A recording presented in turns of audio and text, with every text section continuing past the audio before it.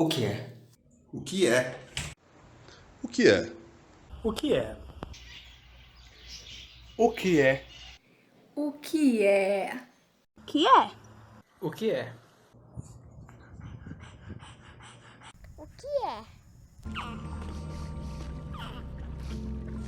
E o que é, hein? O que é? O que é? O que é, meu irmão?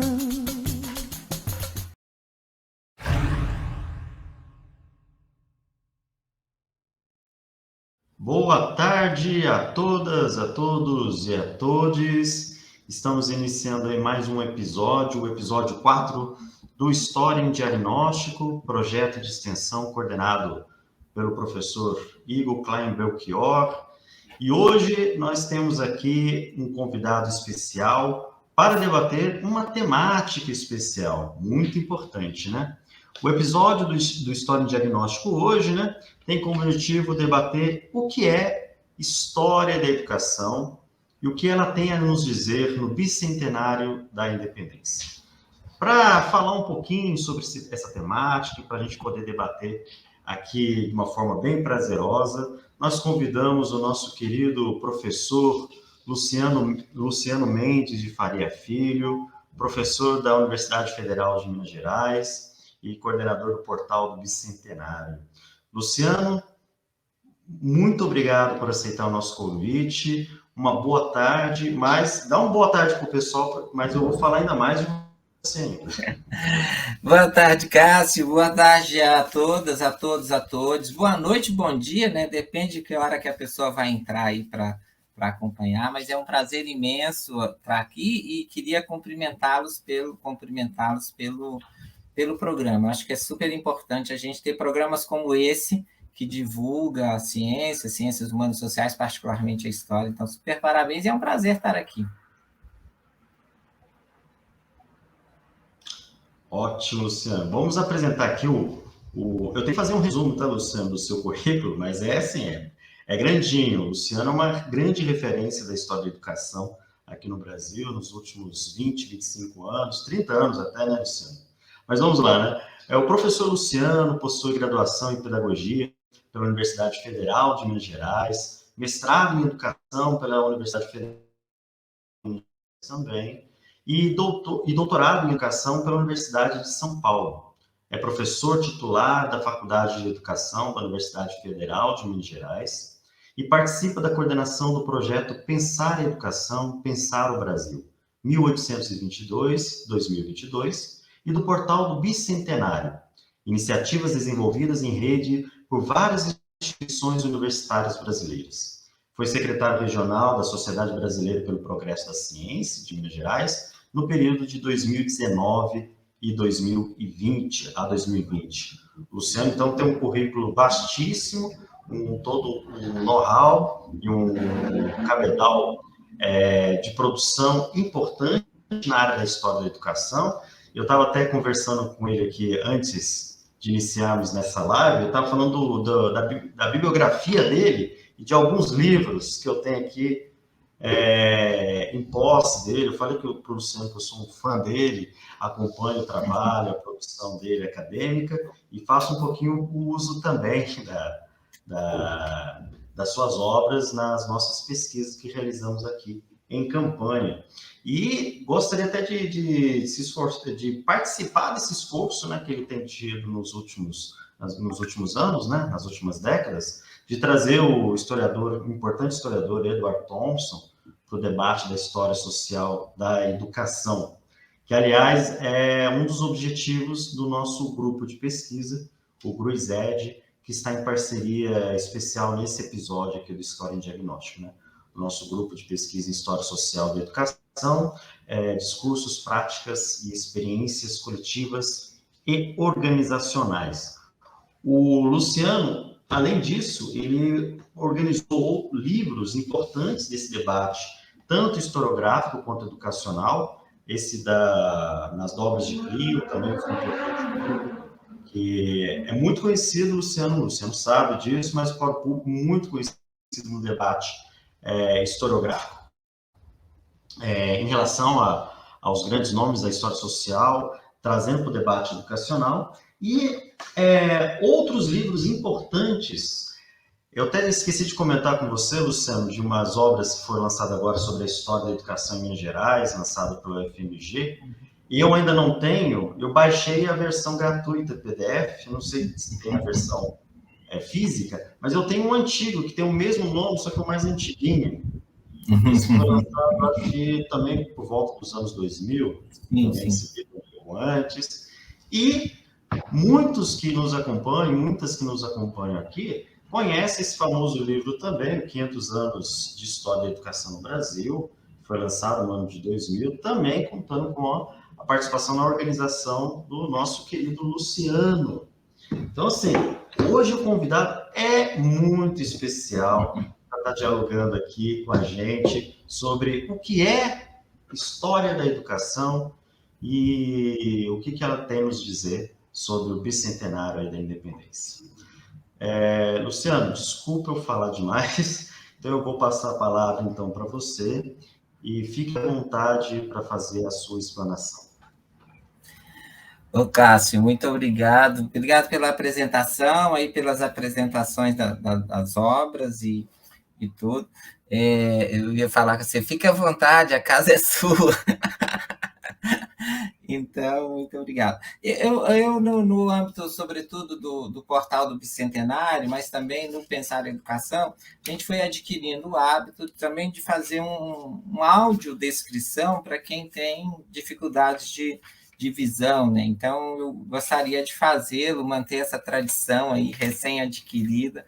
Então, eu sou um homem branco. Hoje mesmo, em IBGE, uma moça trabalhando no IBGE, inclusive, coincidentemente, com o nome de Luciana, veio me visitar aqui para fazer a pesquisa do censo.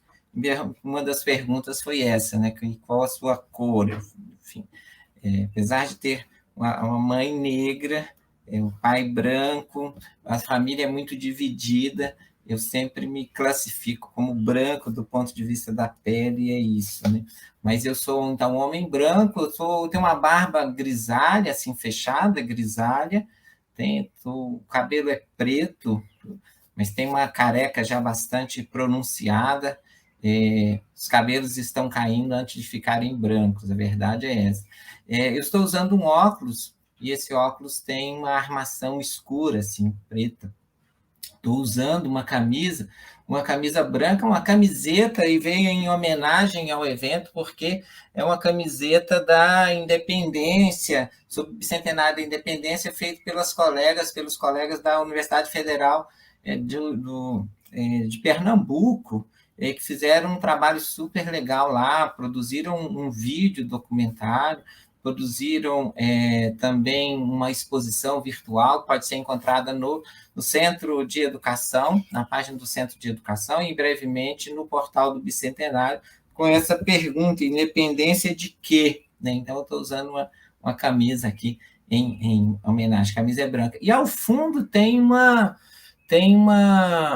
parede branca, assim, na parede tem um quadro que a gente vê um pedaço dele, é branco com uma moldura escura também. Então, como eu dizia para o Cássio, é um prazer estar aqui. Eu vou tentar falar um pouco dessas duas encomendas, digamos assim, a partir, sobretudo, da minha trajetória de pesquisa e docência no campo da história e da educação, e mais recentemente da experiência intensa que nós temos vivido, um grupo grande aqui no Brasil, de produção, de invenção do portal do Bicentenário, portal esse que eu convidaria a todas, a todos, a todos a visitarem. Ele está muito bonito, é um portal de material de alta qualidade, em que a gente tenta trazer todos os Brasis e narrativas de todos os Brasis sobre o Bicentenário, inclusive desestabilizando a data do 7 de setembro, para mostrar os diversos territórios, né? Então, diversos territórios, diversos sujeitos, e que narrativas que eles fazem, inclusive com essas interrogações sobre o que é, de fato, a independência, independência para quem, independência de quê. Então, eu vou, a partir dessas experiências, e agradeço a oportunidade de estar aqui conversando com vocês.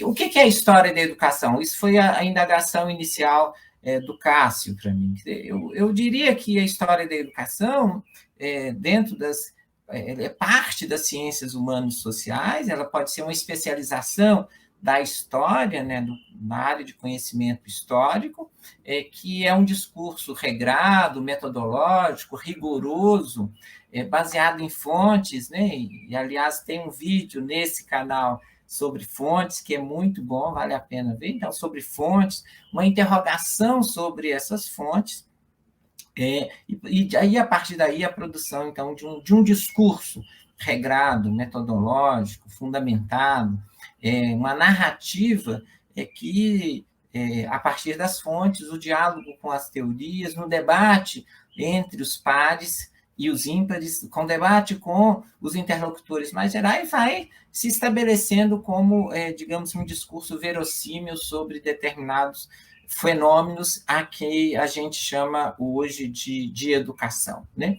Então, é claro que pensar a história da educação é pensar, inclusive, nos processos pelos quais a educação vem sendo reduzida à escola. Então, uma das interrogações da história da educação é justamente sobre isso. O que é educação, né? Quer dizer, essa não é uma pergunta só da sociologia, da filosofia ou da antropologia, né? Estou lembrando do que é educação, o famoso livro do Carlos Rodrigues Brandão também. Então, um pouco é isso.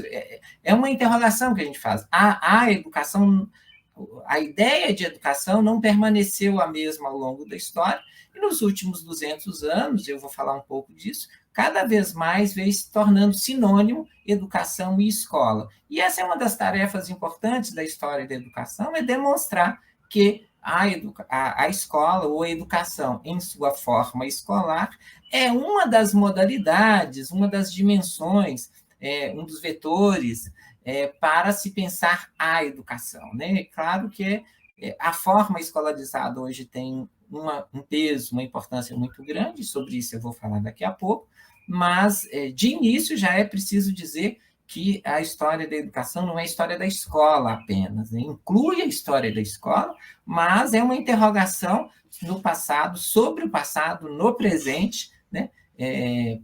Sobre os processos de constituição do humano, né? Como se constitui humano, como se constitui humano em diversos momentos da história humana, né? E, particularmente, a mim me interessa os últimos 200 anos, mas tem gente que faz essa interrogação põe ela aí para milhares de anos antes, né? Então, a minha interrogação é sobre os últimos 200 anos, mas é preciso se perguntar sempre, né? Quais os processos pelos quais o sujeito se torna humano, e aí a gente estaria diante da educação. Isso vale para a atualidade, né? Isso vale para a contemporaneidade, ou seja, os processos que tornam o sujeito humano, eles são muito variáveis, e a escola é uma dessas experiências, né? Hoje a gente podia dizer assim, que existe 1000 lugares de constituição do humano que atravessam, e esses lugares de constituição do humano não são necessariamente um somatório, né? Eles são conflituosos, são divergentes, e essa é parte importante da experiência do sujeito moderno, né? Ou seja, ele entra em contato com muitas coisas diversas, contraditórias, e o papel inclusive nosso da escola, e ajudá-lo a pensar sobre os fundamentos dessas diversas experiências que o sujeito vive. A escola é esse lugar de uma reflexão mais sistemática sobre processos que nem sempre são sistemáticos, né? São organizados, são metodológicos. Pensa a educação familiar, né? A educação no mundo religioso, no mundo das religiões as mais diversas, no mundo do trabalho, no mundo sindical, no mundo da política partidária, nos movimentos sociais, no cinema, nas artes de um modo geral. Veja o poder fundamental de educação da sensibilidade do cinema, da imagem, das artes plásticas, né? da escultura, tudo isso nos constitui humanos, nos criva diretamente e de um modo muito diverso, nos trazendo questões, e essas questões são elas também que nos tornam humanos, são as nossas escolhas, são as nossas sensibilidades. Nisso, a escola ela é parte, né? E algumas vezes não é a principal parte, né? A gente sabe perfeitamente disso, que muitas das nossas ações não são tomadas pelo conhecimento adquirido na escola. Muitas das nossas ações são fruto e são, digamos assim, dirigidas, condicionadas pelas nossas sensibilidades, pelos nossos medos, né? E que não são, muitas vezes, racionais, não são racionalizados, são pré-textuais, são pré-simbolizados, ou são, eles estão num sentido quase que pré-linguagem mesmo, né? Os nossos medos, por exemplo, que faz com que a gente autorize coisas do arco da velha. Veja a situação que a gente está hoje, boa parte dela originada no medo muito forte, e claro, que se desdobra também em racismo, se desdobra em sexismo, homofobia, etc., mas que também tem um componente de medo muito grande nessa nossa história. Então, a história da educação é uma interrogação sobre esses processos, mas é uma interrogação sobre o próprio Brasil, sobre esse mundo que nós vivemos, esse país que nós vivemos, né? Eu sempre digo que a história da educação fazer história da educação é fazer história do Brasil. Não há que se achar que a história política, ou a história econômica, ou a história da cultura, ou a história do meio ambiente seja mais reveladora do Brasil do que seja a história da escola. A história do samba, né, da música, das artes, não é mais reveladora do que seja o Brasil do que a história da educação. Nas suas especificidades, né, a história econômica contribui para o entendimento do Brasil, assim como a história da educação contribui para o entendimento do Brasil. Se constituiu no Brasil um pensamento social, sobretudo a partir da pós-graduação, nos anos de 1970 para cá, se constituiu muito digamos assim, uma nova tradição de não se incluir a escola pública, o debate sobre escola pública, a investigação sobre escola pública para o entendimento do Brasil. Isso nem sempre foi assim, né?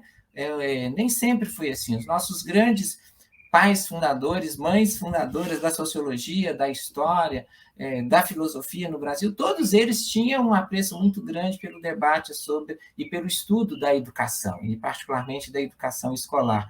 É, sobretudo, a partir dos anos 1970 que essa nova geração, cujos filhos também e filhas não estudaram na escola pública, né, de classe média, que trabalham na universidade, foi abandonando a escola pública do ponto de vista de lugar de educação dos seus próprios filhos, e a escola pública como um direito universal, como um valor importante, né? Então, acho que isso é importante a gente ver. Por que no Brasil a história da escola pública, a história da educação não é um componente fundamental dos estudos de história do Brasil? Fica parecendo que entender o Brasil pelo samba, pela música, pelas artes, pela economia e pela política seja mais importante ou mais revelador do que pela história da educação. Eu sempre digo para os meus colegas e alunos que se há uma entrada fundamental para entender o Brasil é a entrada da escola pública. Ela é uma chave de leitura fundamental para a gente entender o Brasil, entender as nossas imensas desigualdades em todos os sentidos, raciais, de classe, de gênero, as desigualdades regionais, a desigualdade entre o campo e a cidade. Ela é fundamental para a gente entender as lutas populares. Imagina que uma das lutas fundamentais no Brasil, desde o século XIX, das camadas populares, é justamente por escola. Entender o processo pelos quais as camadas populares se apropriam da escola, desse discurso sobre a escola, constroem escola, dirigem escola no Brasil, né? É parte do entendimento da invenção do Brasil, da invenção democrática do Brasil, por exemplo, das possibilidades de democracia no Brasil. Assim como entender o afastamento das camadas médias da escola, as camadas médias que preferem gastar muito dinheiro com a escola privada, a lutar junto com as camadas populares para construir uma escola pública, assim como as camadas médias abandonaram o transporte público, a saúde pública, abandonaram também a escola pública. Então, essa é entender esse processo é entender os modos pelos quais as camadas médias no Brasil se autorrepresentam e agem politicamente, né? Quer dizer, não há como entender, por exemplo, a questão do trabalho doméstico no Brasil, a forma de organização do trabalho doméstico no Brasil, né, e essa semi-escravidão que se manteve, boa parte dos empregados domésticos ainda hoje se mantém, né? Outro dia, o governador de Minas estava dizendo que sem nenhum pudor, né, que certas regiões de Minas Gerais ainda se consegue pagar uma empregada doméstica com R$300. Quer dizer, então, R$300 por mês. Então, isso que a gente vive, que é naturalizado, só é possível, por exemplo, entender esse elemento na sua complexidade se a gente imagina também que o Brasil, por exemplo, é um dos únicos países do mundo que, desde o século XIX, mantém uma jornada escolar diária de 4 horas. Né? Ou seja, só é possível entender como isso aconteceu no Brasil numa relação, digamos, direta, umbilical, com a organização do trabalho doméstico, com esse regime de semi-escravidão em que se manteve boa parte da população que trabalha nas casas. Ou seja, você paga uma pessoa que abandona os seus filhos, que não tem escola, para cuidar dos seus filhos no momento que eles não vão na escola. Isso foi naturalizado pelas camadas. Né? Então, entender essa instituição é importante para a gente entender o Brasil. E não vejo por que a história da educação não possa ser compreendida justamente como essa chave de leitura fundamental sobre o Brasil. Tão potente, tão importante, em alguns casos muito melhor do que a história econômica, ou a história política, ou a história da cultura.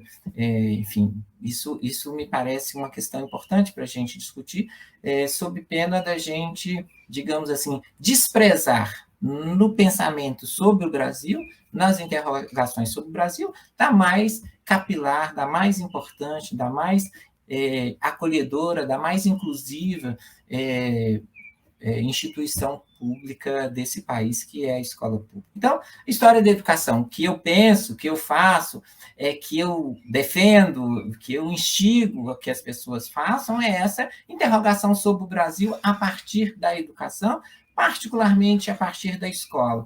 Uma história da escola que quer ser complexa jamais deve abandonar o fato de que a escola é parte do mundo social. Né? Por isso, não gosto nunca dessa imagem da relação escola e sociedade. Né?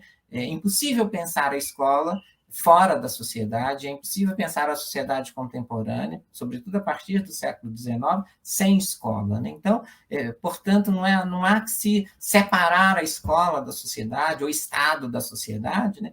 Uma história do Estado brasileiro, por exemplo, um capítulo dele central é a história da atuação dele na educação pública. Por exemplo, se fala muito das profissões imperiais, como sendo os advogados, os engenheiros e os médicos, mas a verdadeira profissão imperial já é professor e professora. Né? A questão é que uma população, é um trabalhador que não tem visibilidade, mas do ponto de vista do emprego público, boa parte dos empregados públicos são professores. Né? Você pensar que a gente fecha Minas Gerais, fecha o século XIX, com mais de 1.200 professores empregados do Estado, fora os que atuam em instituições privadas, fora os que atuam em casa, que atendem em casa, que tem, enfim, com um processo muito amplo aí de ensino-aprendizado, sobretudo da leitura, mas da leitura e da escrita, do cálculo, etc.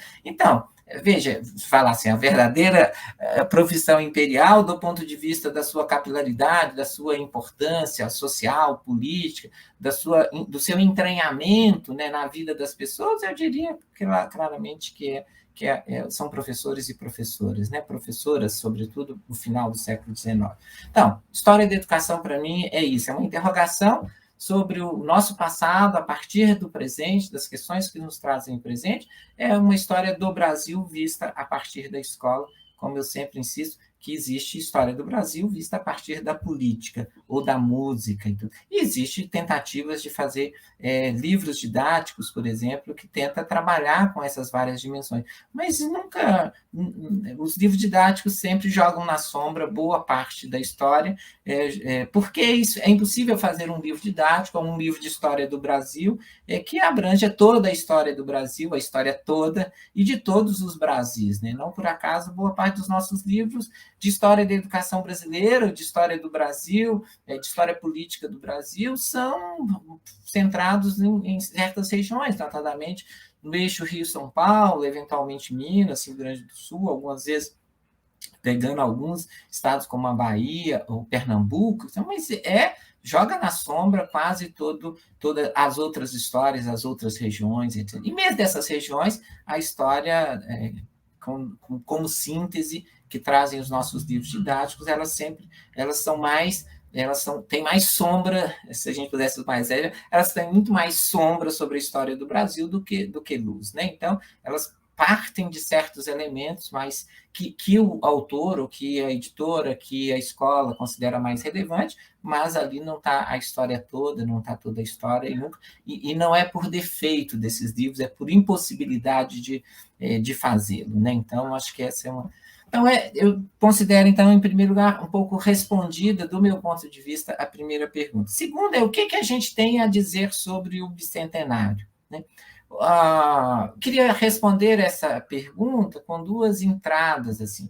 Primeiro, a gente tem a dizer sobre a construção de uma sociedade escolarizada nos últimos 200 anos, né? Ou seja, o Brasil parte, aquilo que vem a ser o Brasil, né, no início do século XIX, é uma sociedade praticamente sem escolas, né? Ainda que a cultura letrada esteja muito presente, né, a cultura do escrito, a cultura escrita já seja vigorosa e esteja presente, é uma sociedade, comparativamente a hoje, ou mesmo ao final do século XIX, é uma sociedade praticamente sem escolas.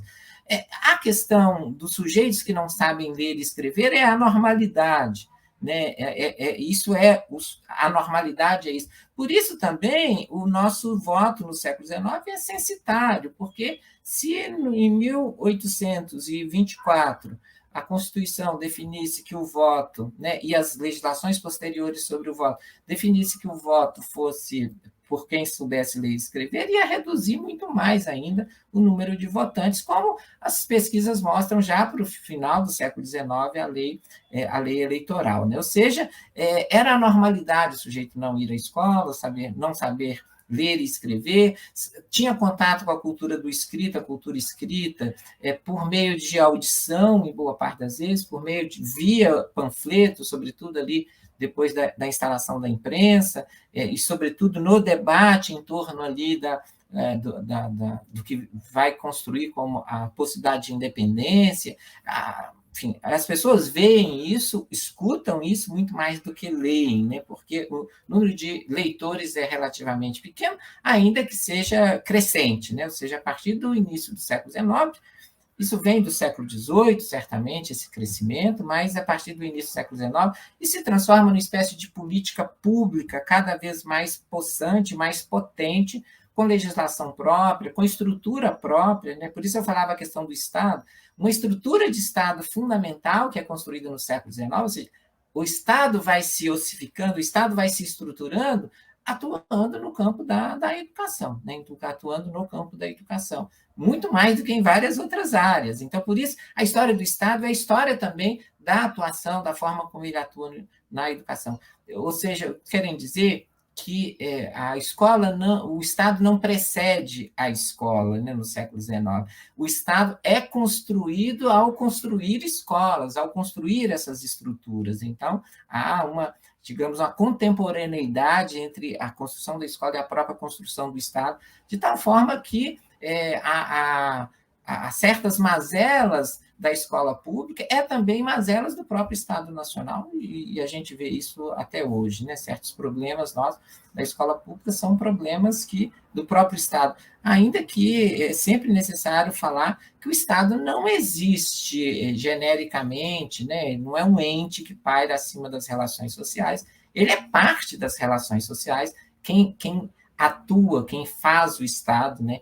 Quem constrói o Estado são sujeitos posicionados, são sujeitos que têm interesse, então não são sujeitos neutros, portanto, o Estado não tem nenhuma neutralidade, por isso ele é sempre objeto de disputa, de interesses, de forças, ele é justamente parte do jogo de poder que governa o mundo social. Então, se a gente pensar nos últimos 200 anos, a história da educação tem a nos contar que nós construímos aqui uma sociedade escolarizada. A gente pode dizer uma sociedade plenamente escolarizada, ainda que nem todo mundo tenha passado pela escola, ainda que hoje tenha um grupo muito expressivo da sociedade brasileira, em torno de 5% da nossa população acima de 15 anos não sabe ler e escrever, são analfabetos, mas boa parte dessas pessoas, mesmo sendo analfabetas, passaram pela escola. E hoje, todas as crianças que nascem no Brasil, a possibilidade dela ter que ir para a escola, dela ter uma experiência escolar, hoje é em torno de 100%. Né? Então, se a gente construir uma sociedade plenamente escolarizada, hoje a gente tem, a escola é a instituição mais capilar no território, a instituição pública mais capilar no território. Sempre brinco assim, tem duas outras instituições que são mais capilares que a escola, que é a igreja e família. Mas a escola é, de longe, a instituição pública mais capilar nos nossos territórios, é a que mais atende, é a que mais inclui as pessoas. A gente está falando em torno de mais de 40 milhões de alunos hoje, um grupo profissional aí em torno de 5 milhões de pessoas trabalhando, das quais boa parte são docentes, professores e professoras, e a grande maioria, né, mais de 80%, trabalha na educação pública, quase 90% dos alunos atendidos na escola pública. Então, assim, nós estamos tratando essas questões, é importante pensar estatisticamente nisso, porque se nós temos quase 50 milhões, contando tudo, quase 50 milhões de alunos, nós temos 5 milhões de profissionais que atuam nessa área, a gente tem aí um conjunto muito expressivo de serviços que são organizados em torno da escola. A gente poderia falar mesmo de um complexo econômico da educação, porque a educação movimenta, né, a economia, os serviços, estou falando da educação pública, sobretudo, a educação, o ensino, a educação básica, sobretudo, mas se a gente considerar aí o ensino superior também, movimenta não só por produzir conhecimento, não só por formar pessoas, mas é uma força econômica. A gente sabe, por exemplo, a importância das compras escolares nos diversos territórios, das compras escolares, por exemplo, para manter a agricultura familiar. Né? Então, as compras escolares têm impacto muito grande. Pensa a editoração, né? Então, a construção de uma sociedade escolarizada, ela é extremamente abrangente, extremamente impactante, e isso aconteceu aqui nos últimos 200 anos. Né? Então, a história da educação tem a nos contar sobre o processo, sobre os processos pelos quais a gente construiu essa sociedade escolarizada, e com todas as consequências que isso tem. Né? Eu falei das consequências, por exemplo, do ponto de vista, a gente pensar aí econômico, do ponto de vista, por exemplo, da população, do governo da população, de um modo geral. Imagina o que é, e a pandemia revelou isso para a gente agora, a importância da escola na guarda e no cuidado com as crianças e adolescentes, né? Ou seja, no governo da população. Então, isso é muito fundamental que a gente pense isso. Ou seja, a escola é estruturante do mundo social hoje, nas sociedades contemporâneas, de um modo geral. E, além disso, né, de atender, de ensinar os conhecimentos escolhidos, estabelecidos pelas gerações anteriores, em luta, né, em debate, em escolhas, estabelece o que vai se ensinar na escola. Então, a escola tem esse papel fundamental de ensinar, mas é também produzir uma sensibilidade e insensibilidades. Alguém imagina a importância da escola, não imagina, quer dizer, da importância da escola, por exemplo, na educação dos corpos do sujeito, na nossa noção de tempo, né, na nossa noção de temporalidade, a importância no sentido da nossa sensibilidade face ao mundo, mas também a escola e os processos escolarizadores, os processos de escolarização são também processos de produção de categorias pelos quais nós apreciamos o mundo, organizamos o mundo e agimos sobre o mundo. Né? Então, veja a importância que foi no século XIX e atravessou todo o século XX o debate sobre o analfabetismo, a ideia de que o sujeito educado é o sujeito escolarizado, de que o sujeito escolarizado sabe ler e escrever, e de que isso dá a ele uma certa qualidade de melhor eleitor, por exemplo, né? Ou seja, a gente fala que a pessoa escolhe melhor se ele é escolarizado. No século XIX,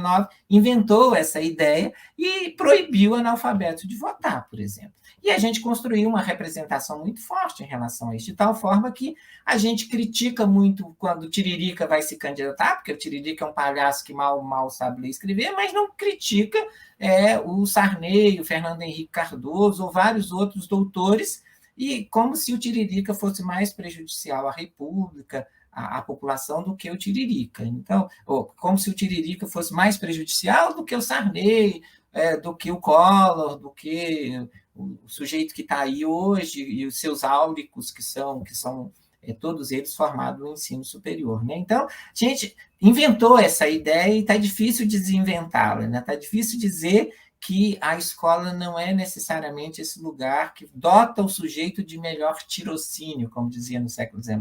Muitas vezes, os sujeitos mais escolarizados são os mais perversos, né? São aqueles que fazem as escolhas mais esdrúxulas, mais violentas, porque as escolhas não são necessariamente guiadas por a razão, pelo conhecimento, pela razão, etc. Então, mas isso é uma questão importante que a gente ainda hoje pensa da escola e, de certa forma, cultiva na escola, que a escola nos oferece esses elementos de classificação social. Né? O sujeito analfabeto, por exemplo, é sempre tido como sujeito menor, um sujeito que precisa ser guiado, um sujeito que não tem raciocínio, que não tem inteligência. O sujeito que não foi à escola não tem educação. Não é na escola que a gente aprende que a história começou com a escrita, né? Porque quando a gente fala que a escola começou com a escrita e que tudo que está antes é pré-história, a gente está dizendo que todos os povos que não têm escrita estão na pré-história, por uma clivagem dessa, por uma classificação dessa que é oriunda do mundo da escola, do mundo intelectualizado. Você vai dizer que os povos indígenas, por exemplo, estão na pré-escola, estão na pré-história, né? E precisam de pré-escola, na pré-história, porque eles são povos que têm culturas extremamente sofisticadas, são culturas extremamente elaboradas, complexas, que nada tem a dever a outras culturas, inclusive as culturas escolarizadas, as culturas em que o escrito tem um papel fundamental, mas a gente acha que, como falta escrita, falta alguma coisa, né? Falta alguma coisa lá que devia aprender, que devia saber. Então, portanto, esses sujeitos estão na pré-história, né? E isso guia o nosso entendimento da compreensão desse sujeito, das representações desse sujeito, etc. Veja, noções como do trabalho, né? Que a construção da sociedade do trabalho tem uma importância muito grande na escola. Então, primeira coisa é isso, né? A história da educação tem a nos dizer e muito sobre a construção, nesses últimos 200 anos, de uma sociedade, diria, plenamente escolarizada no Brasil, com todas as contradições que isso tem, como eu estou tentando explorar algumas aqui, né? Ou seja, ao mesmo tempo, a escola é um vetor fundamental de emancipação, mas é também um vetor fundamental de ensinar sobre integração. Então, é sobre isso que a segunda questão que eu queria desdobrar aqui com vocês, já caminhando para o final da minha intervenção aqui. Então, o que tem a nos falar dos últimos 200 anos? Também tem a falar das forças que participam dessa expansão da escola, né? Da força que participam dessa expansão da escola. Por um lado, a escola é herdeira das luzes, né? É impossível a escola, tal como é inventada no transcurso do século XVIII para o século XIX, poderíamos dizer do XVIII para o XX, é uma escola, é uma experiência inexistente anteriormente, né? Uma experiência inexistente, né? Ainda que a palavra continue, ela está nomeando coisa muito distinta. Então, essa invenção do século XVIII, que se expande, se organiza e expande no século XIX e XX, é profundamente devedora do espírito das luzes, né? Da ideia de que a ignorância do sujeito deve ser iluminada, né? Pela luz da razão. E essa razão é a razão científica, é a razão do conhecimento, é o esclarecimento, né? Ou seja, os sujeitos viviam nas trevas, viviam na ignorância, e era preciso, então, trazer a luz do conhecimento. Veja, é uma imagem muito forte, é uma imagem que participa, digamos assim, de muitas tradições, né? Se a gente pensar em tradições muito diversas, cultivam essa ideia dos sujeitos que ignoram, dos sujeitos ignorantes. A questão é qual é a ignorância desses sujeitos. Se produziu a ideia, sobretudo na Europa do século XVIII, que essa ignorância era sobre conhecimento. Veja, é importante a gente discutir a ideia da qual a escola é herdeira, porque esses mesmos povos que cultivam isso só puderam se organizar e estruturar suas sociedades porque nas Américas, ou naqueles territórios que eles ocuparam e chamaram da América, estavam destruindo tudo, né? Então, a gente não pode desligar as condições sociais, históricas, políticas de emergência do esclarecimento, do iluminismo, desse debate, da sociedade de corte na Europa, da educação, em todo esse debate, da destruição que se faz do outro lado do Atlântico, né? Então, por isso que é importante pensar a escola nessa clivagem também. Por um lado, então, ela é isso, né? Nela é depositada digamos, uma expectativa de emancipação pelo esclarecimento, pelo conhecimento.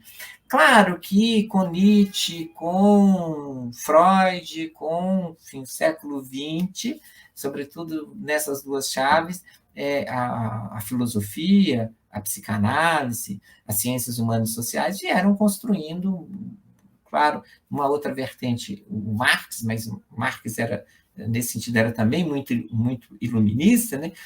Uma certa dúvida sobre a potência do esclarecimento, do conhecimento, etc. Mas isso não impactou tanto a escola como a gente sabe, né? Não impactou tudo, e a escola veio, então, muito francamente se expandindo, e as camadas populares também se colocaram, digamos assim, as camadas trabalhadoras, as classes trabalhadoras também se organizaram para reivindicar a escola, para debater a escola, porque vislumbraram na escola possibilidade de saída daquele universo extremamente sombrio em que o capitalismo industrial se colocava. Ou em países como o Brasil, que a escravidão trazia, né, quer dizer, essa estrutura escravista, a população negra, inclusive a população escrava no Brasil, quer dizer, demanda, discute escola, leva os filhos para a escola.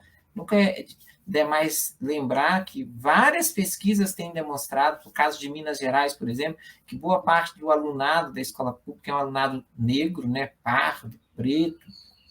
Então, esse alunado, em algumas regiões, é inclusive maioria na escola pública.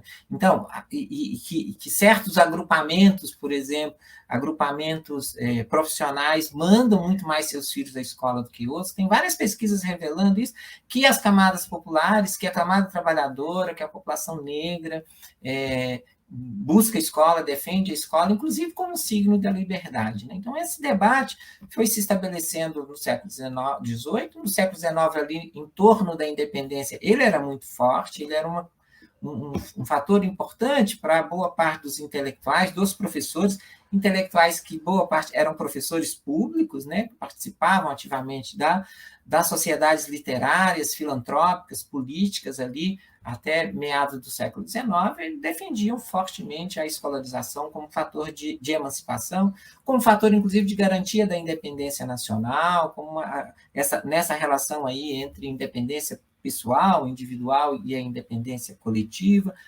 E, é claro, a esses grupos vão se somar vários outros, todo o empenho que as mulheres vão demonstrar, inclusive mulheres das camadas populares, para frequentar a escola, para invadir a escola, inclusive como professoras, como alunas e como professoras, transformando muito rapidamente a profissão docente de uma profissão fortemente masculina para o início do século XX, já numa profissão majoritariamente feminina, e daí para frente as mulheres nunca mais pediram licença para entrar na escola, para fazer da escola o seu espaço privilegiado de formação e, inclusive, de atuação no mundo social, no mundo público e etc. Então, a história, pensar, então, nessa vertente, é pensar que a escola oferece ao sujeito experiências, modos de representação do mundo, permite a ele acesso a ferramentas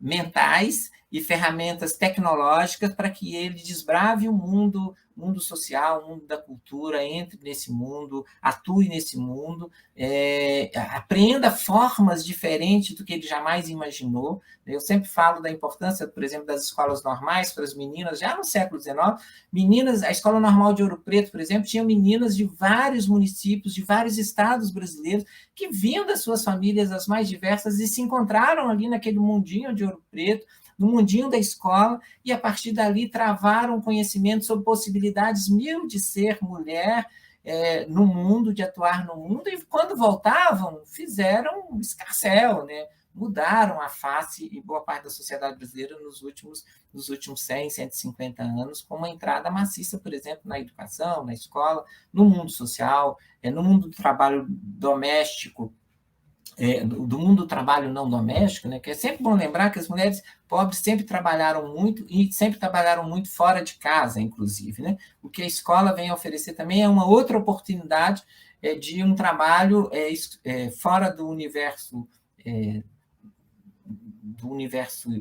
digamos, familiar, do universo doméstico, fora desse trabalho braçal, por exemplo, que era muito forte até o início do século XX, que é na tecelagem, por exemplo, um outro espaço muito mais reconhecido, muito mais autorizado, e que elas puderem também sonhar muito mais outros mundos do que nesse universo, muitas vezes, muito marcado pela opressão, pela violência, pelo cansaço, pela morte, que eram outros trabalhos que não esse da escola. Mas também foram, sempre lembrar aquela ideia de que as mulheres também que estavam nesses outros espaços foram mulheres que construíram outras possibilidades de ser e estar no mundo, organizando o movimento sindical, participando do movimento sindical e reivindicando escola para os seus filhos, creches, por exemplo. Então, você tem aí, pensar, então, nessa perspectiva, pensar de forma muito variada que a escola permite ao sujeito ampliar as suas possibilidades, ainda que a escola não possa tudo, não seja tudo. Muitas vezes se depositou muito fortemente na escola certas expectativas que ela jamais poderia cumprir. Então, esse vetor do crescimento. Mas, por outro lado, e aí estou caminhando, Cássio e colegas, para terminar, por outro lado, é claro que é preciso também pensar a escola que se expandiu nos últimos 2 séculos, ela se expandiu também como um fator de integração do sujeito à ordem social. Né? Nunca é demais lembrar que a escola é um modo de governo das populações. Os estados nacionais sempre têm a escola como modo de governo das populações, e, portanto, como forma de integração, de controle das populações. E é esse vetor fundamental que faz com que os estados nacionais, no mundo inteiro, a partir do século XIX, expandam a escola. Né? Evitar a revolução como a Revolução Francesa, evitar revoluções como a do Haiti, evitar comunas de Paris, estou dizendo esses porque são processos icônicos do século de final do XVIII, que atua fortemente ali no início do XIX, no caso da Revolução Francesa, da Revolução do Haiti, ou no final do XIX, como a Comuna, mas isso mostra que foram justamente esses momentos de grande reação da ideia, é preciso expandir a escola, porque a escola é uma grande agência de controle do sujeito, de controle, inclusive, da racionalidade, dos sonhos, das possibilidades do sujeito, de integração social, né? Ou seja, de integração social, no caso do Brasil, no século XIX, a uma ordem escravista, machista, e tudo que a gente sabe é profundamente desigual e violenta. Então, a escola é também esse fator, e é esse vetor importante que vai animar o empresariado a defender escola,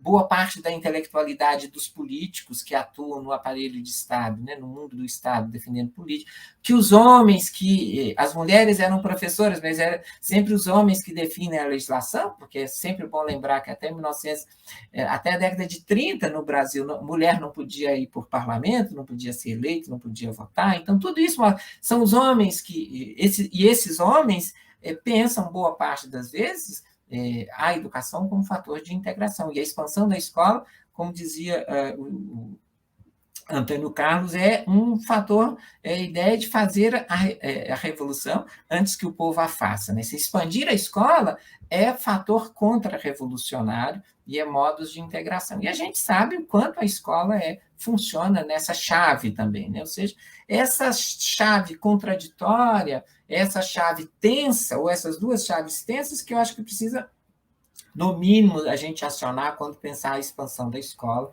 nos últimos 200 anos. Né? Por um lado, é a ideia da emancipação, mas, por outro lado, a escola é sempre fator de integração social. Você imagina hoje o poder que a escola tem, que é depositado na escola também, para a integração das novas gerações ao mundo social. Né? A ideia de cuidado e de guarda, por exemplo, que a gente tem hoje com a escola, de tal forma que a sociedade, o mundo, tal como a gente conhece, não funcionaria hoje sem escola, como a pandemia mostrou muito claramente. Né? Ou seja, a nossa sociedade é profundamente dependente da escola como fator de guarda, de cuidado, de integração das novas gerações. Ora, claro que é sempre bom lembrar que a escola faz uma coisa com os sujeitos, mas os sujeitos fazem com isso coisas que não estavam previstas. Eu sempre chamo a atenção, quando os pais mandavam as meninas para a escola normal no século XIX, geralmente, ainda que nem sempre, eles queriam que elas fossem para lá para aprender a bordar, saber ler, aprender coisas, para voltar para casa, casar, ter filho, cuidar dos filhos, do marido, etc. Só que elas iam e sonhavam outros sonhos, né? Sonhavam outras coisas. E isso fez uma diferença radical nas sociedades ocidentais, e no Brasil, certamente, a partir, sobretudo, do final do século XIX, com as mulheres fazendo coisas do arco da velha, como a gente sabe, e humanizando muito mais o mundo, democratizando muito mais o mundo, tornando o mundo muito mais cuidadoso, se é que a gente pode, em tempos como esse que a gente está vivendo, falar do mundo cuidadoso, né? Mas ainda assim é preciso lembrar disso, fazer isso, chamar a atenção por isso. Por isso, terminando, quando a gente fala da escola, a história dos últimos 200 anos da escola é nessa toada, mas é sempre bom lembrar aquilo que eu estava dizendo no início, né, Cássio, que nós não podemos prender a educação à escola, né? Ainda que a educação escolar seja central, a educação, a história da educação tem que se ocupar, e se ocupa, de outros processos de educação do sujeito que não seja na escola. E por isso é sempre bom a gente desconfiar de quem defende escola e fecha cinema, que defende escola e não quer que as pessoas vejam a peça do teatro, que defende escola e quer destruir o meio ambiente, etc., etc., que defende escola e manda a polícia bater nos trabalhadores que estão fazendo greve. Né? Então, porque essa concepção de escola é uma concepção extremamente autoritária e restritiva da própria constituição do sujeito no mundo social. Né? A gente quer uma sociedade que tenha escola, que escola eu acho muito importante, mas eu quero também uma sociedade que tem... Eu falo com as minhas alunas da pedagogia, à noite, sexta-feira à noite, não é dia de ir para a escola, né? Não é horário de estar na escola, é horário de estar no cinema, no teatro, tá namorando, está fazendo outras coisas, está discutindo literatura, sei lá onde, mas... Então, é preciso ter escola, mas é preciso ter condições também para que os sujeitos tenham livros, leiam, vá ao cinema, viajem, né? A viagem sempre foi um fator fundamental do sujeito se encontrar com os outros, se entender como estrangeiro, né? Fazer esse contato e essa relação com o outro mundo. Né? Então, ter direito à viagem é fundamental, né? Ter direito ao lazer não regrado, né? O tempo livre. Então, isso tudo é educativo, isso tudo é fundamental. Não podemos pensar numa sociedade que prende as crianças, os jovens, etc., de manhã, de tarde, de noite na escola, porque isso não será certamente uma boa educação. Né? A educação, quanto mais plural, quanto mais diversificada, quanto mais arte a gente tiver, quanto mais arteiros e artistas formos e as novas gerações forem, mais o mundo será colorido, né? Mais o mundo será criativo, mais o mundo será, eu acho, democrático e cada vez mais nos tornaremos humanos nas dimensões humanas mais valorizadas positivamente, né? Porque também o humano é o perverso, é aquele que mata, que violenta e tudo. É só o humano que faz isso. Então, se a gente quer cultivar essas dimensões do humano mais belas e sublimes, eu acho que a gente precisa ter escola e muito mais do que escola para que nós sejamos educados. E a história da educação é parte, quer fazer essas interrogações, e eu acho que tem feito. Muito obrigado pela atenção, obrigado pelo tempo, e se quiserem, a gente pode conversar um pouco. Não, nós que agradecemos, Luciano, mas é muito bom e assim muito gostoso de ouvir essa sua primeira intervenção, a sua primeira fala, em relação ao papel que é a educação e a necessidade da gente entender a educação enquanto um processo histórico inserido numa realidade social. Mas antes de a gente passar aqui para a interação dos nossos e das nossas acompanhantes aqui que estão a nos assistindo nesse momento, só dar uns recadinhos básicos, gente. A nossa lista de presença que vai garantir a certificação dessa atividade, dessa live de hoje, já se encontra no chat, aqui no chat da nossa live. Então, podem acessar lá. Mas para preencher, é necessário que vocês adicionem também a nossa famosa palavra certificada, que é uma garantia, né, para que a pessoa que está assistindo e que tem que assistir para poder preencher essa ficha, esse formulário de certificação. Então, a nossa palavra certificada de hoje, muitos já viram, é História da Educação. Então, na hora de vocês preencherem lá o formulário, coloquem como palavra História da Educação. Voltando a dizer, o link já se encontra no chat aqui da nossa live. Beleza, gente?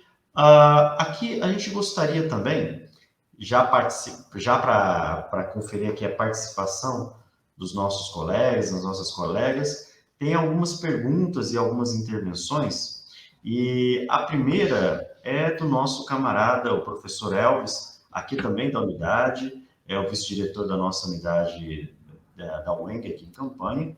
Eu vou colocar aqui, Luciano, e aqui. Eu acho que dá para ler, né? A letrinha está um pouquinho pequena, mas dá para ler, né? Dá, tranquilo. Em Minas Gerais, Bernardo Pereira de Vasconcelos é um grande responsável por essa escolarização universalizada. Não é, professor? Mas uma escola para quê e para quem? Com quais marcas de colonialidades? Eu vou deixar essa perguntinha aqui inicial, e se você quiser já comentar e responder, tá. E não, depois eu vou com outra pessoa minha. Tranquilo. Não, eu sempre digo assim, hoje eu não dou aula à noite, não tem compromisso, então... O Elvis, muito obrigado pela sua pergunta e tudo. Eu sou fã, eu tenho três ícones no século XIX que eu gosto. São os dois Bernardos, né? O Bernardo Vasconcelos e o Bernardo Guimarães, e o Rui Barbosa. Claro, eu gosto muito mais do Bernardo Guimarães por várias razões, ainda que tenha admiração muito grande pela figura que foi o Bernardo Pereira de Vasconcelos. Veja, talvez a gente não possa dizer nessa coisa da responsabilidade dele por essa educação universalizada. Eu vi que você colocou entre aspas, e é isso mesmo. Porque, na verdade, quando a gente fala universalização da educação, ou seja, isso que a gente conseguiu 100% das crianças que nascem no Brasil hoje, claro, nunca é 100%, né, mas em torno de... Chegando a isso, a gente só conseguiu isso na última década do século XX. Então... É um processo muito lento, desigual nos territórios, né? E que a gente vem construindo. Mas eu acho que, certamente, o Bernardo Pereira de Vasconcelos é um dos grandes construtores do Estado Nacional, e um dos vetores desse Estado Nacional, uma das estruturas desse Estado Nacional sonhado pelo Bernardo Pereira de Vasconcelos, sem dúvida, é a escola, ou no caso, como se discutia naquele momento, a instrução pública, né? A gente sabe que o Bernardo Pereira de Vasconcelos é um herdeiro é um herdeiro em todos os sentidos, né? Mas ele é um herdeiro desse mundo colonial português, estudou em Coimbra, né? Então nesse sentido ele é plenamente colonializado, né? Colonizado. Ele é um sujeito que pensa naqueles termos, e essa é uma coisa importante. Ele tá pensando com um pensamento ocidental, particularmente naquela forma ali que adquiriu em Portugal, mas não apenas, é onde ele se formou. Ele é um grande intelectual, um grande político, etc., e é responsável, eu acho que essa é uma dimensão super importante. O David Gleiner acabou de defender uma tese sobre ele, né, sobre a importância dele, e eu já vim estudando, já escrevi sobre ele, para chamar a atenção para essa importância dele de pensar a questão da educação naquele momento nas duas direções. Educação para ele tem duas dimensões centrais, uma é a questão da escola, mas a outra é a imprensa, né? Então, ele é muito claro que a imprensa é uma empresa de educação, para pegar as palavras da Maria Lúcia Burke, né? Ou seja, ela é uma empresa educadora fundamental, a imprensa. Então, para o Bernardo Guimarães, essas duas instituições jamais deveriam ser pensadas dicotomicamente, e a educação seguiria necessariamente no concurso das duas, no mínimo das duas, né? Mas, além desse pensamento que o leva a pensar várias leis, né, da instrução, a própria lei de 1827 tem a ver com ele, mas o Bernardo Pereira de Vasconcelos está pensando isso já no Conselho da Província, aqui antes de 27, e está pensando na estrutura do Estado Nacional Brasileiro, né, que vem aí para frente, a Guarda Nacional, está envolvido na discussão das câmaras, do lugar das câmaras municipais, e outro fator importante na regência, e ali durante a regência do próprio do Colégio Pedro II, como fator de unidade da formação dessa elite mediana que eu falo, né? Que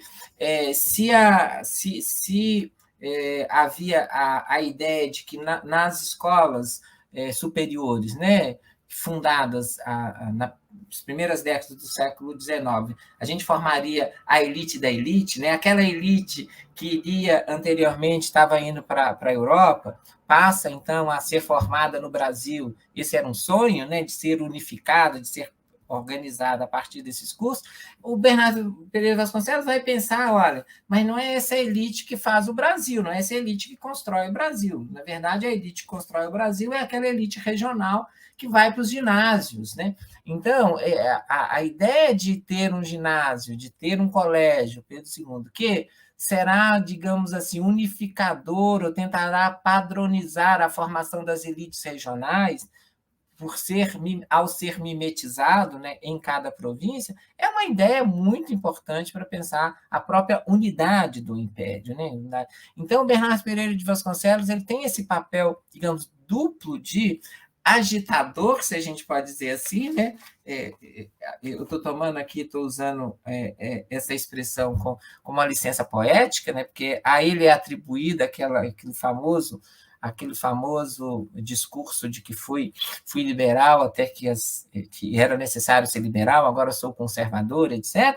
Então, mas ele era, digamos assim, um certo agitador, escrevia muito, a carta dele aos eleitores mineiros é fantástica, né? Mas ele escrevia muito em muitos lugares, mantinha jornais e etc. Ao mesmo tempo, ele também queria estruturar o Estado Nacional, né? Porque também ele acreditava que digamos assim, a invenção da nacionalidade, a invenção da nação brasileira estava ligada a essa capilaridade que o Estado devia ter no governo da população, no governo do território, etc. Então, por isso, as instituições eram fundamentais, né? E ele se preocupou com essas instituições.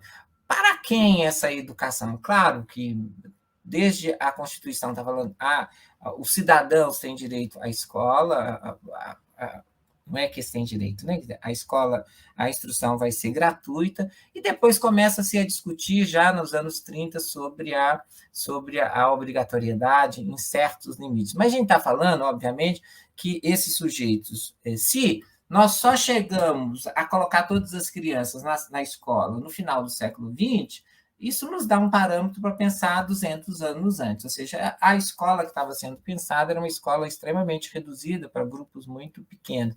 Mas isso não deve nos fazer esquecer que já naquele momento, grupos muito variados, né, utilizavam a cultura escrita, a cultura do escrito, usavam o escrito e usava a própria escola como fator de aproximação, uma ideia de liberdade, de uma luta social. Então, isso não pode apagar o fato de que a população negra livre, por exemplo, frequentava a escola, buscava a escola, inventava as formas. A população pobre brigava por escola. Tem trocentos abaixo-assinados pedindo escola, defendendo escola, inventando escola, pagando professor.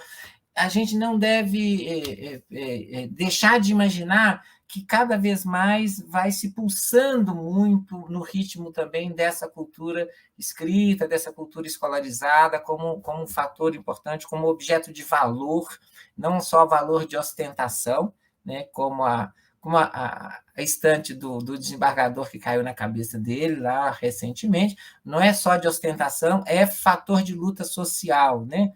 Quando ali no entorno da independência, nos anos 30 na Bahia, em todas as lutas, quando as pessoas descobriram o valor e a importância, por exemplo, do panfleto, não é do jornal, é do panfleto colado na porta, colado no poste, colado em todos os lugares que as pessoas podiam ver, uma lia para a outra lia para um, a ideia das conferências públicas que vão se...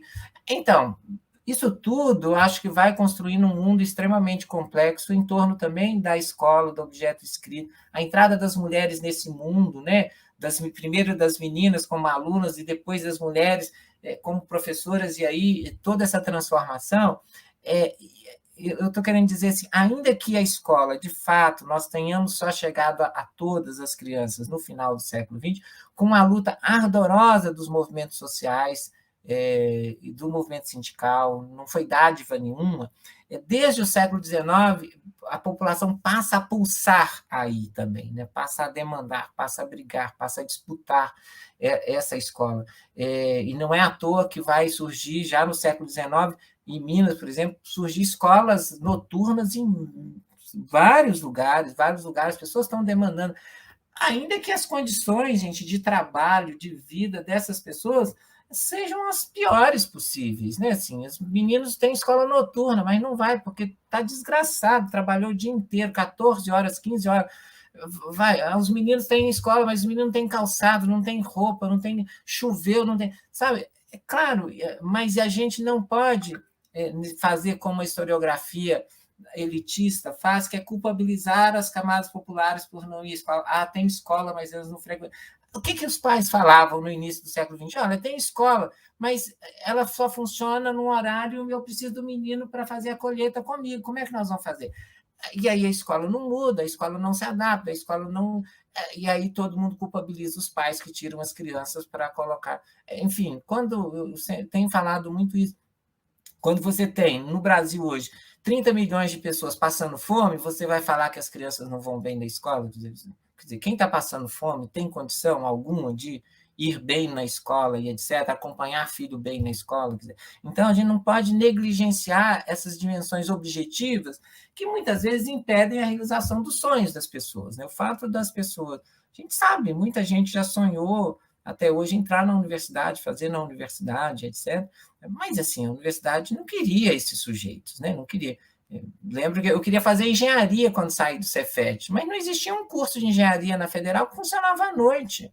Então, eu acho que você estava mostrando aí, Cássio, o Thompson. Né? O Thompson tem uma das resenhas mais bonitas e pungentes que eu já li na vida, é a resenha que ele faz nos Românticos do livro Judas o Obscuro, do Thomas Hart. Né? É fantástico, porque o Thompson consegue captar isso, esse espírito, né, de um sujeito pobre, popular, que quer entrar no colégio, quer ter acesso ao conhecimento, mas tudo vai fazendo com que ele não consiga. E é bom que no transcurso do romance, né, o Judas ele elabora essa ideia de que quem perdeu foi o colégio, né? Isso é muito bom, porque não é fácil e não é comum, né, que alguém faça esse tipo de elaboração ao longo da vida, de que a universidade é que ficou muito mais pobre por não ter esses sujeitos, né? Geralmente, e que esses sujeitos também pudessem pensar nisso, olha, são eles que estão perdendo, né? São eles que estão perdendo. Então, acho que mas a gente tem que pensar, eu acho, nessa perspectiva de como, desde o século XIX, as populações, claro, elas não querem só escola, né? Querem comida, querem bebida, querem arte, querem dançar, quer cantar, quer tempo livre, quer terra, né? Quer dizer, aqui a gente sempre fala em escola, mas jamais as pessoas que defendem escola, pega aí boa parte dos governos, defende escola, mas são absolutamente contra a reforma agrária, né? Então, são a favor da escola e estão destruindo a agricultura familiar, né? São a favor da escola e estão tirando todas as verbas da proteção às mulheres. Ainda que desse governo a gente não possa falar que ele defende escola, né? Porque pela primeira vez na nossa história a gente tem um governo que defende explicitamente as armas e não os livros, defende o fechamento das escolas, voltar as crianças para casa, etc., num processo, digamos assim, radicalmente contrário ao que a gente vem fazendo nos últimos 200 ou 300 anos no mundo ocidental, incluindo aqui o Brasil, né? Se é que o Brasil é no mundo ocidental, né? Luciano, antes de passar para a nossa próxima pergunta aqui, eu gostaria até de compartilhar uma reflexão, que você entrou um pouquinho nela, e eu gostaria que você comentasse também. É importante a gente entender, dentro do contexto do Brasil dos últimos 200 anos, né, esse processo histórico de construção de uma sociedade escolarizada, né, de inserção da presença da escola, e nesse caso, da escola pública, como uma ferramenta para aqueles que estavam no poder, que tinham o controle dos aparatos de poder, a construção de um projeto societário, de um projeto de país, como até um tempo se falava, né, um projeto de nação, mas enquanto processo histórico profundamente contraditório. Não podemos esquecer que os rudimentos da construção de uma educação pública no Brasil, mesmo já numa concepção já voltada para um processo de universalização, não podemos esquecer que essa escola pública brasileira vai beber um pouco do iluminismo, e do iluminismo português, inclusive. Vivíamos a contradição de uma sociedade escravocrata, uma sociedade que, mesmo que na letra dos textos dos grandes iluministas franceses e portugueses, não teria a presença da grande maioria da população.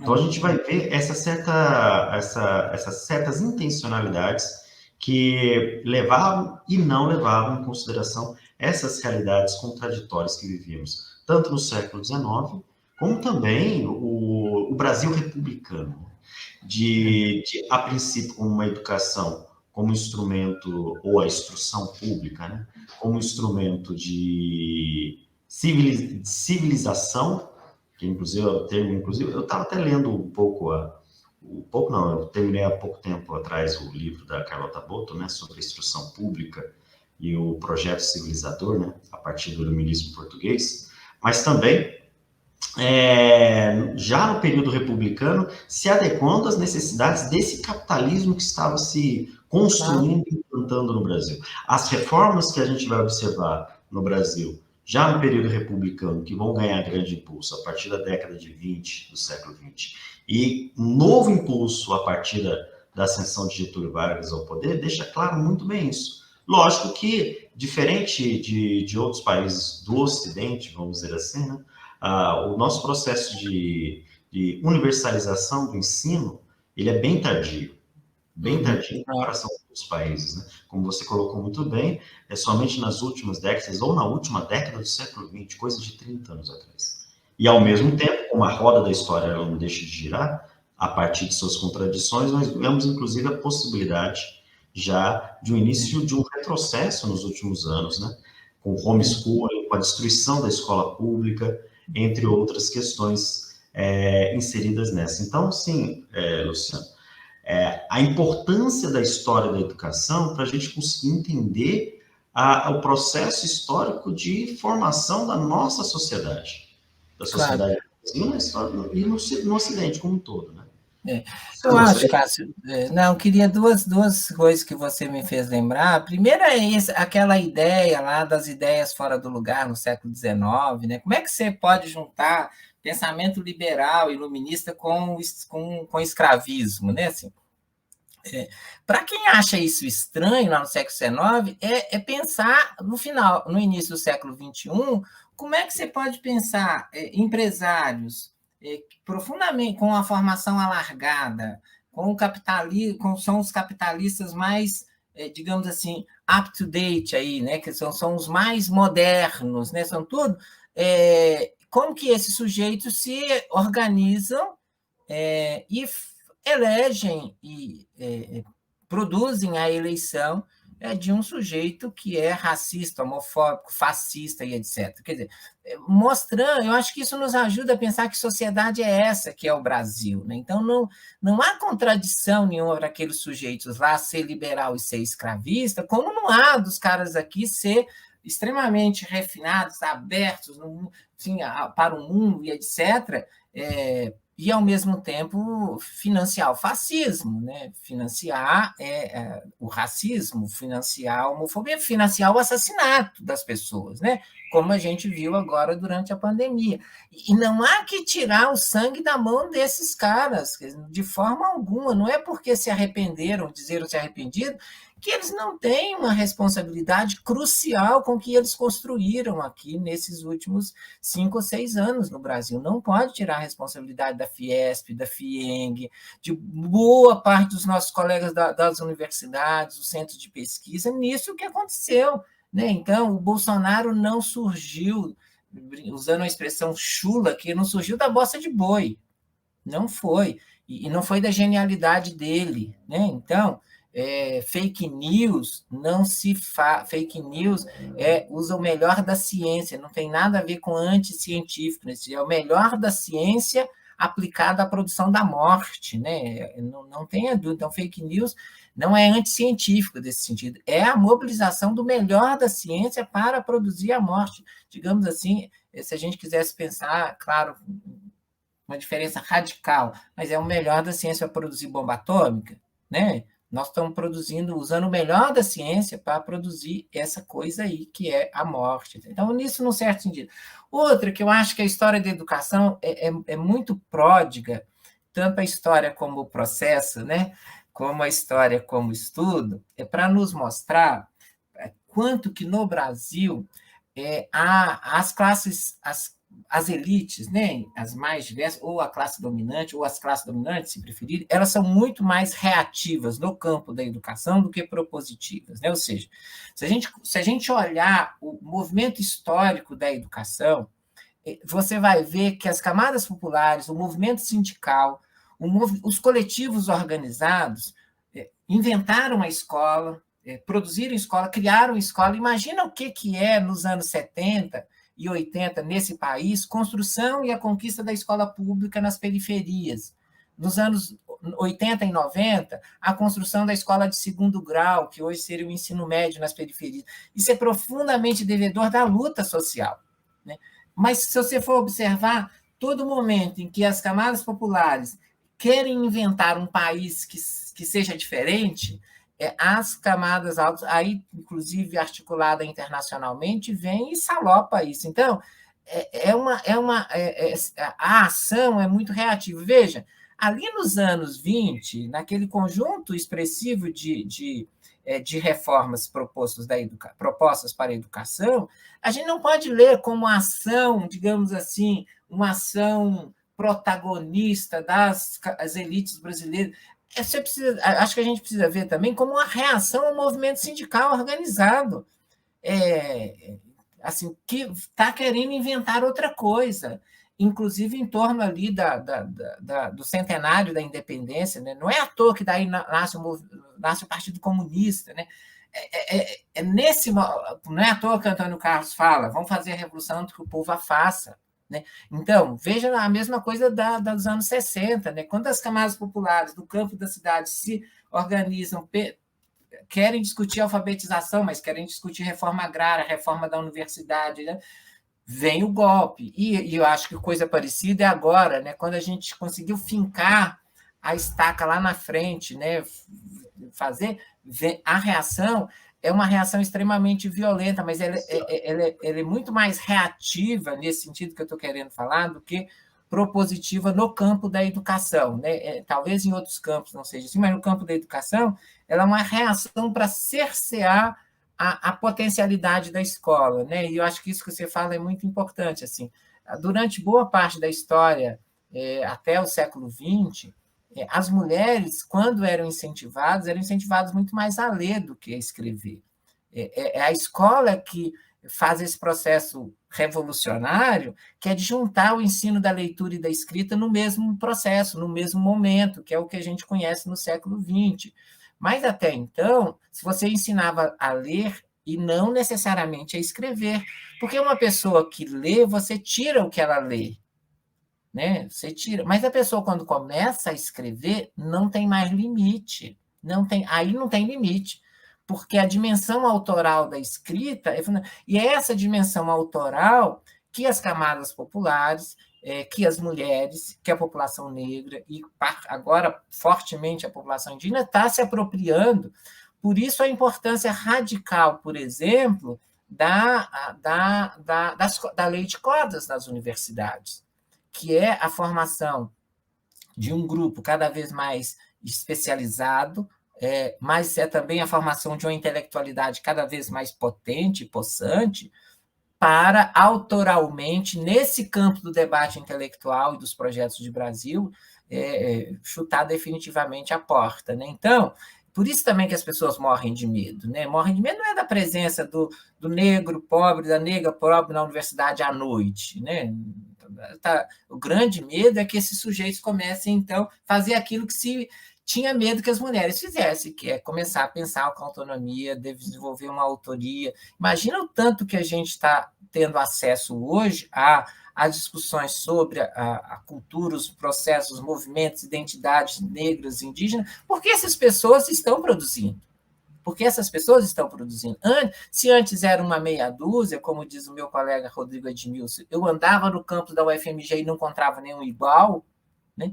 Hoje eu já encontro, cada lugar que eu vou, já tem mais gente pensando junto, inventando junto, né? Inventando moda junto, modos e modas, para lembrar o Gilberto Freire.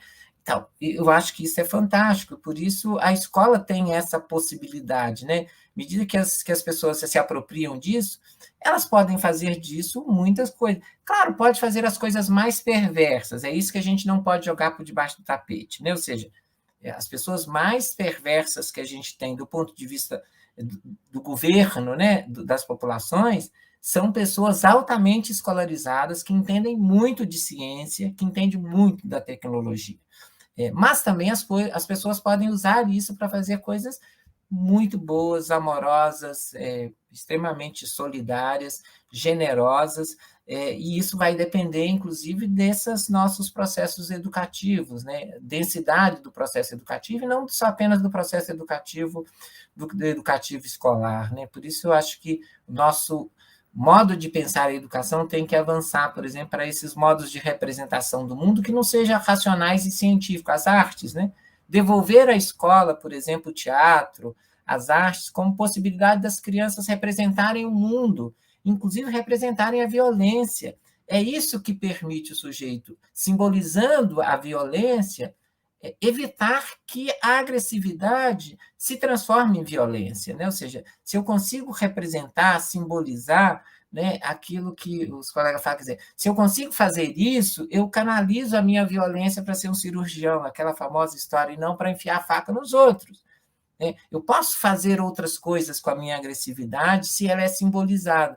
E é isso que eu acho que muitas vezes a nossa escola tirou, né? Quer dizer, tirou esses processos de simbolização, inclusive a literatura ficou chata na escola muitas vezes, né? Tirou as artes, tirou, de um modo geral, o canto, a dança, etc., que são modos de representação, que são de simbolização de outra maneira. Então, não são mais ou menos potentes do que o da ciência, o que da razão.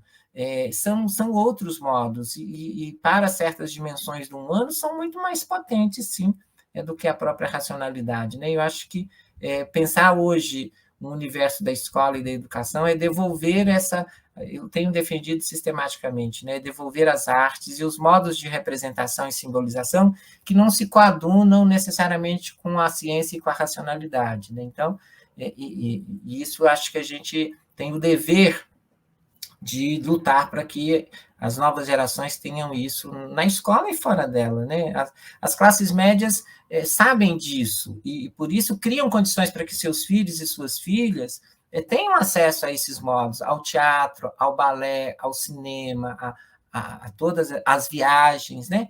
Tudo isso que permite o sujeito elaborar, representar e, de certa forma, dirigir a sua agressividade em outras direções. Ainda que no Brasil a violência é uma convocação contínua, sobretudo contra corpos negros, né? Corpos indígenas, corpos ciganos, corpos homossexuais. Então, isso é algo que a gente jamais pode jogar por debaixo do tapete, né? Aqui, eu sempre falo, aqui a polícia tomou lugar da política, né? A violência tomou lugar da educação, né? Então, como forma de governo da população. Portanto, nunca é demais lembrar isso que você falou, né? Assim, como uma sociedade que tornou-se independente justamente às custas e por meio da estrutura escravista que ela manteve, né? Isso a gente jamais devia se esquecer disso, porque isso é fundante do que somos ainda hoje.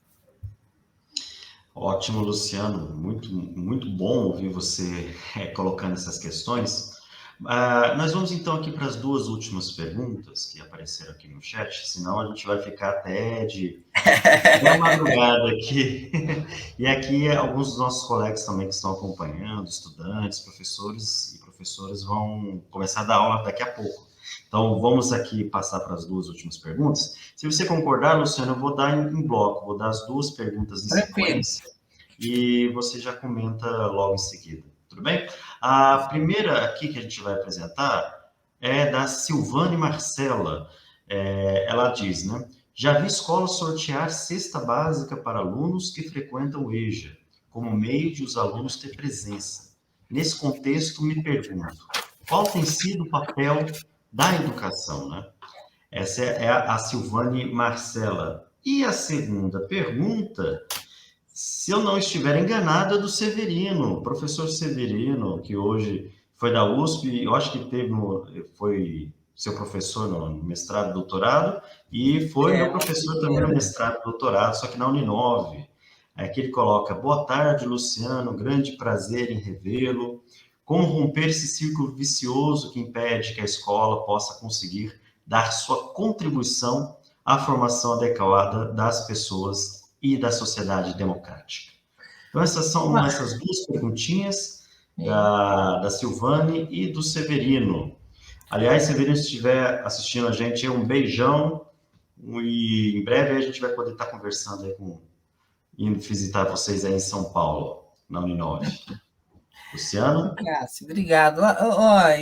Severino, quanta honra, né, Cássio? Eu me sinto honrado de ter aí o Severino fazendo a interlocução. Ele que foi e é professor nosso, grande intelectual. Veja, eu acho que a última parte da minha fala anterior caminha nessa direção, né? Eu não acho... eu acho, é claro, tem reformas estruturais no campo da educação escolar que o Brasil não fez, né? Ou seja, portanto, torna-se muito difícil a gente pensar na contribuição da escola para essa formação democrática, quando você não tem professor que tem carreira e salário e escolas com condições adequadas, né? Então, Isso é o básico do básico, né? É o mínimo minimoro para a gente começar a conversar sobre situações adequadas. Veja, o Brasil atravessou o século XX com o mesmo tanto de tempo diário, carga horária diária do século XIX. Acho que é um dos únicos países do mundo. Por quê? Porque aqui a escola funciona de manhã, de tarde e de noite, como condição de que ela seja acessada por todo mundo. Tem escola que funcionou durante muito tempo em 4 turnos, e teve escolas muito específicas com 5 turnos durante o dia, né? Então, para que as pessoas pudessem entrar nessa escola e etc. Então, essas condições básicas, né? Escolas, pensar quantas bibliotecas escolares e bibliotecas de cidades fecharam nos últimos anos. Esses dias a Folha soltou, BBC soltou, o BBC Brasil, né, soltou umas coisas assim, não sei quantas bibliotecas fecharam, mas foram muitas, e em torno de 68% delas aqui em São Paulo e Minas. Então, veja, então tem essas condições, do ponto de vista da escola, para a gente começar a conversar sobre condições adequadas, né? Segundo, que vai na direção que a Silvana falava, né? Ou seja, parte das condições adequadas é esses sujeitos que têm qualidade de vida adequada no conjunto da sua vida. A gente não pode imaginar que a gente vai ter uma escola com atendimento adequado, com condições adequadas, se os professores não têm. É aquela velha questão. Como é que o professor vai ensinar um aluno a ler se ele não gosta de ler, etc.? Como é que ele vai ensinar a ver televisão se ele não tem condições, cinema se ele não tem condições, aí se ele não tem tempo? Então, aí muita coisa para a gente falar.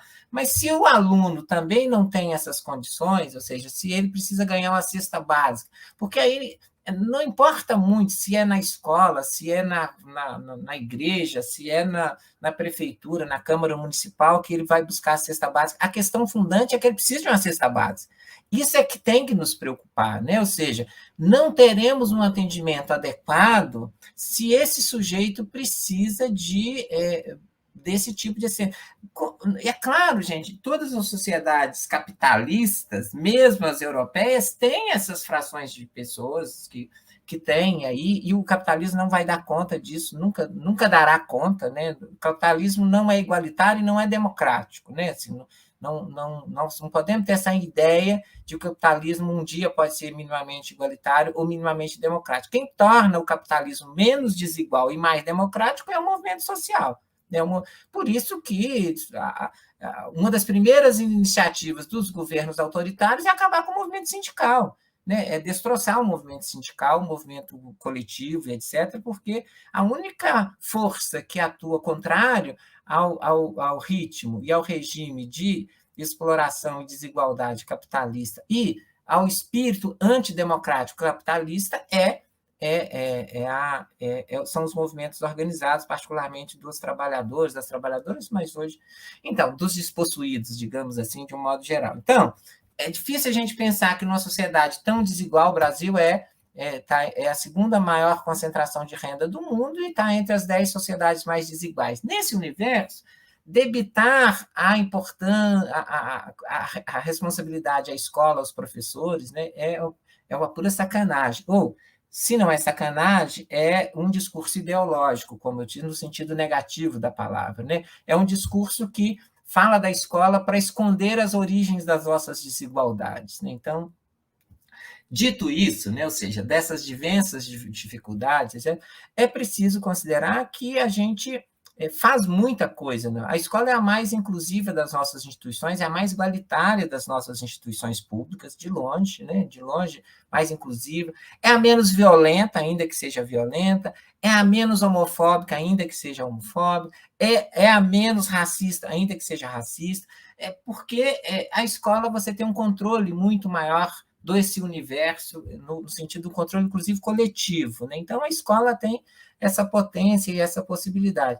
Veja, sempre se fala da qualidade da escola, sai o ranking, todo mundo vai falar do ranking, etc., mas quando sai o ranking das desigualdades, todo mundo fica pianinho, ninguém fala nada, discute, porque fala muito da escola, da desigualdade escolar, etc., etc., mas fala-se pouco da desigualdade estrutural. Então, os mesmos jornais que estampam o PISA esconde os levantamentos que mostram que o Brasil é o segundo país mais desigual, de maior concentração, e um dos 10 mais desiguais do mundo. Né? Então, a escola tem muita potência. Considerando essa potência, que é uma potência que vem dos alunos e alunas, que vem dos coletivos que circulam a escola, que vem dos professores e professoras que neles atuam, que vem dos pesquisadores e pesquisadoras que estão junto e misturados. Eu acho que hoje eu tenho defendido sistematicamente, sobretudo após a emergência disso que a gente chama hoje do bolsonarismo forte, eu tenho defendido cada vez mais, se a gente quer pensar uma escola que contribua de fato com a democracia, com a produção de sujeitos empáticos, democráticos, igualitários, é preciso devolver a essa escola algo que a gente roubou dela, roubou das novas gerações, roubou das gerações pobres, né, das camadas pobres, que é esses processos de representação que não estão ligados à racionalidade, mas que são potentes para representar o mundo social, particularmente as artes. Né? Então, acho que se a gente quer construir, a gente não pode continuar acreditando que o sujeito que passa pela escola, por essa escola, por melhor que ela seja, vai ser necessariamente um sujeito mais empático, vai ser um sujeito mais solidário, democrático. Eu sempre digo isso, assim, nos últimos 40 anos, nós construímos a melhor escola da história do Brasil, de longe. A escola pública é a melhor escola que a gente e é a escola do ponto de vista ideológico, do pensamento pedagógico, a escola democrática, a escola cidadã, a escola para a cidadania, é o melhor currículo que a gente já teve, é o melhor material didático que a gente já teve, os professores mais bem formados que a gente já teve, etc, etc, etc. Mas esses sujeitos que passaram por essa escola resolveram votar num sujeito racista, homofóbico, violento, que defendia isso publicamente e continua defendendo. Então, o que a gente não pode ficar pensando, então, que essa escola vai resolver tudo. Não resolve. Né? A gente precisa repensar a escola na direção de uma escola que permita aos sujeitos cada vez mais representar esse mundo, participar autoralmente da construção da escola e do mundo. Né? Esses meninos e meninas precisam aprender isso no mundo da escola, que é a única instituição, de um modo geral, fora a igreja, em que eles são, digamos assim, enturmados sistematicamente ao longo de um longo período das suas vidas. E a escola podia fazer isso, e eu acho que só vai dar conta se ela passar a considerar que, além de ciências, matemática, além de língua portuguesa, a gente precisa cada vez mais de artes. É muito triste ver governos de esquerda, como a gente viu recentemente no Brasil, ou pelo menos social-democrata, ou democrático, defender que o que é fundamental na escola é aprender a ler e escrever, é matemática e ciência. É muito triste porque, se você considerar na tradição do melhor do pensamento de esquerda democrática no mundo ocidental, que é onde eu conheço, não conheço os outros, jamais teve um sujeito coletivo que tenha defendido a escola, a matemática, as ciências, em detrimento a essas outras formas de atuar e ser e de inventar o humano na vida. Por isso, a importância da festa, a importância da dança, a importância da música para as camadas populares como modo de elaboração do mundo. Né? Como a gente fala, é a importância do brinquedo para a criança e do brincar para a criança. Não é para se divertir apenas, né? É modos diferentes, distintos e potentes de transformar o mundo. Eu estou aqui hoje, eu estou aqui do meu lado, com a razão, com esse livro que eu vou... A Queda do Céu, do Davi Copenhauer, com Bruce Albert. Assim, se a gente perder de vista isso, gente, que existem outras formas de imaginar o mundo, de sonhar o mundo, e que esses sujeitos ancestrais, né, essa tradição, esses sujeitos originários que muito mais do que nós protegeram a Terra, né, protegeram o planeta, as várias populações que habitam o planeta, se a gente não conseguir pensar que foi a ciência que nos trouxe aqui, né? A ciência tem um poder fantástico, mas nós nunca podemos esquecer que nós chegamos a essa encruzilhada do mundo pelo concurso da ciência, não foi contra a ciência, foi pelo concurso da ciência que nos trouxe aqui, né? Então, se a gente não considerar isso, né, e não é jogar a criança com a água do banho fora, né, não é jogar a ciência para lá, não, a gente precisa, portanto, fazer com que a escola apreenda isso, né? E o problema é que boa parte das pessoas que têm poder de decisão da educação não entende lufas disso, né? E não querem saber disso e batalham contra isso, né? Inclusive os nossos colegas cientistas de várias áreas, né? Então eles esquecem, né? Não dialogam com o que se faz aí. Então, mas assim, é uma tarefa árdua, Severino, Silvânia, mas eu acho que eticamente a gente não pode deixar. Sempre lembro aquelas coisas do Freud, né? Os impossíveis, psicanalizar, governar e educar, mas eticamente a gente sabe que a educação é sempre uma aposta, mas as gerações que precedem a outra não podem abdicar, não têm o direito de não fazer essa aposta, né? Então, não tem o direito. Eu acho que nós, como professores, pesquisadores, temos o dever de fazer essa aposta, ainda que a gente saiba que é sempre uma aposta, né? Não pode dar absolutamente errado, e a gente vê que, ao longo da história, não poucas vezes, os melhores, como dizia o Darcy Ribeiro, estavam do outro lado, dos lados dos perdedores, e não dos ganhadores, né? Então, mas é preciso continuar apostando. Por isso a gente continua apostando que dia 2 nós vamos, que a primavera vai chegar, ainda que tardia, a primavera chega e a gente começa a reconstrução desse país. Mas é sempre uma aposta, né? Muito obrigado, Luciano. Deixa eu coçar, inclusive, a minha barba, né? Coçar a minha barba. Luciano, estamos encaminhando, então, aqui para o encerramento da nossa live, do nosso episódio de História em Diagnóstico. Gostaria de usar esse momento para agradecer mais uma vez a você ter aceitado o convite para participar dessa live, para estar conversando com a gente sobre o que é História da Educação, estar contribuindo para essa luta, para o reconhecimento dessa área, tanto enquanto disciplina, como conhecimento, mas também como área de pesquisa. É importante para a gente consolidar, tanto dentro da academia, como também um conhecimento para a sociedade e com a sociedade. E também para trazer essa reflexão em relação ao que a história da educação pode nos trazer nesses últimos 200 anos, desde esse fato que ficou conhecida, né, como independência do Brasil, em 1822. Mas eu gostaria de agradecer muito as suas palavras, a sua fala. Foi muito importante para levar a gente à reflexão, não só a professores e professoras aqui presentes, mas também a todos os nossos estudantes que estiveram aqui acompanhando e que vão também nos assistir, né, o público interno e externo à universidade, que vão assistir esse episódio gravado aqui no YouTube, no canal do curso de História da UENG Unidade Campanha. Então, Luciano, mais uma vez, muito obrigado por estar compartilhando do seu conhecimento, do seu legado aqui conosco. Gostaria de dar as últimas palavras, as últimas considerações?